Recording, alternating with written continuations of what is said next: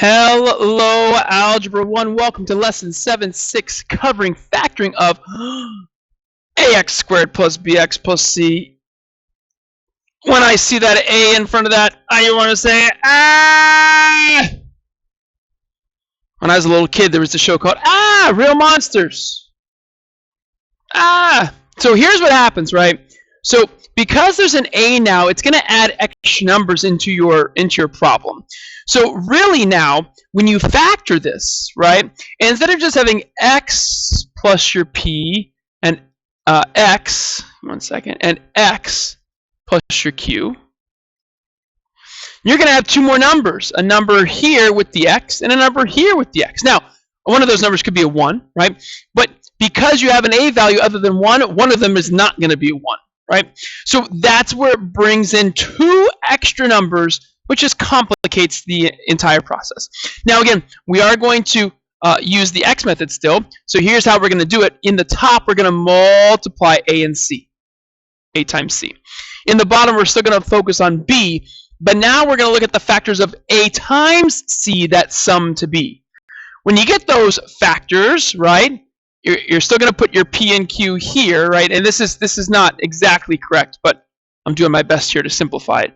But before you pick those as your p and q, then you have to take each and divide it by a.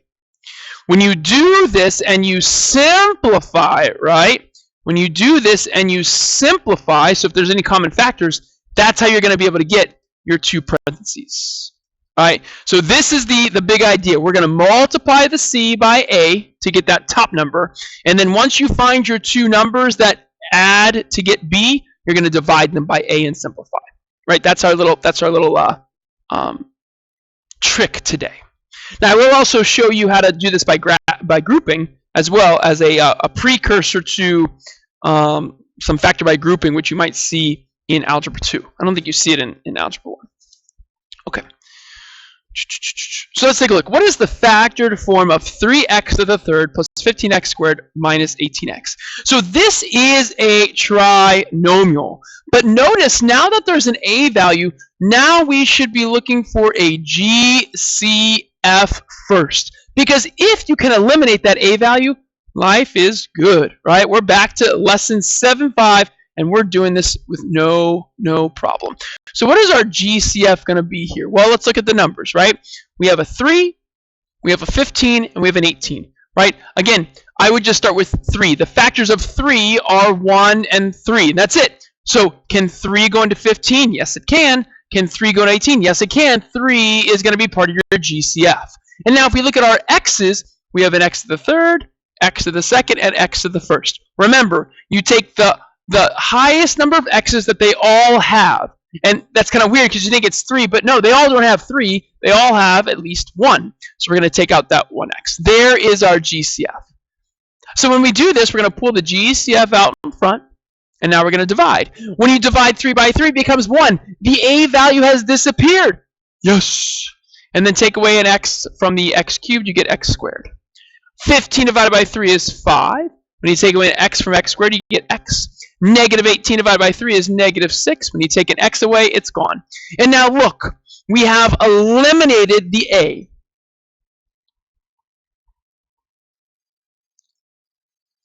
Woohoo! And if we eliminate the a, now we're back in section 7.5 land. So now our focus is this guy right here, right? So now I'll come over here with my x. So there is no a, so I'm just looking for the factors of c that have a sum of b. Again, I'm going to do f of negative 6, right? Factors of negative 6. And then I'll do sum equal to positive 5. Can I do that as shorthand now? Just to kind of say my writing. So 1 and 6. Again, my signs must be different because I am looking for a negative 6. I want the sum to be a positive 5, so make the bigger number positive, the smaller number negative. Negative 1 plus positive 6 is positive 5. Ba-boom. First set of numbers, negative 1 and positive 6. So in my parentheses, x minus 1, x plus 6, again, order doesn't matter. But now the one trick when it comes to GCF problems is you can't forget to put that in your final answer. Let me change colors. This 3x must then come down in front. 3x times x minus 1 times x plus 6. And there you go. There's the true factored answer. All right, great. Okay, so that is why it's important to look for GCF. So shame on me if I don't look for a GCF. Please continue to, especially when there's an A value involved. Okay, next. All right, so now, if ax squared plus bx plus c is the product of binomials, how are the values of a, b, and c related? Well, let's consider this product, right?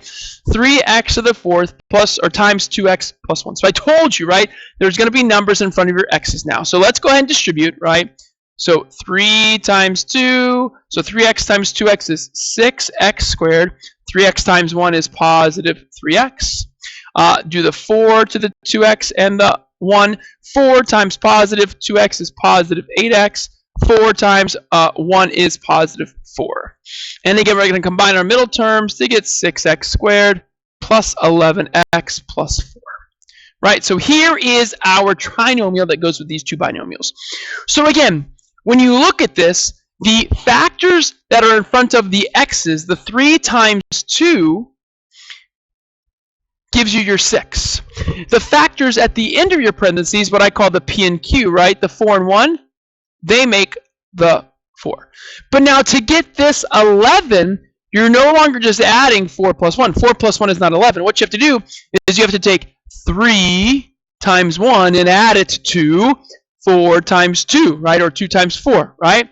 This is 3 plus 8, which gets you your 11, right? So it's a little bit trickier.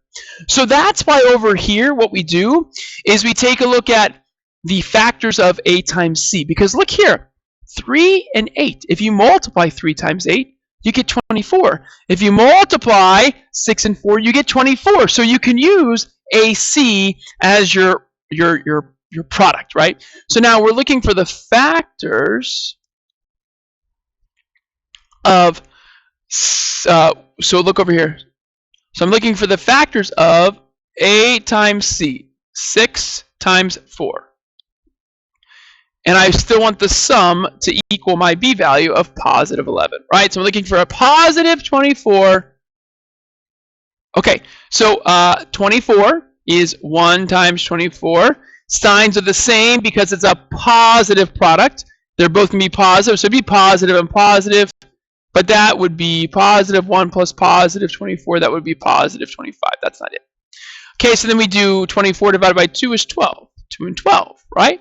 Again, positive and positive. Positive 2 plus 12 is going to be positive 14. Getting closer, but no. So then when we do 24 divided by 3, that's 8. Positive 3, positive 8, positive 3 plus positive 8 is positive 11. Very good. There's our two numbers, right? So that's the two numbers we'd be looking for when doing this, okay? So that's how this is related, all right? Right there, okay? So again, down here, important box.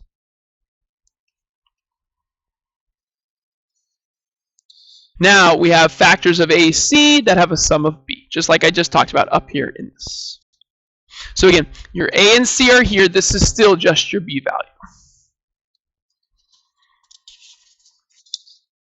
All right, so let's do one together.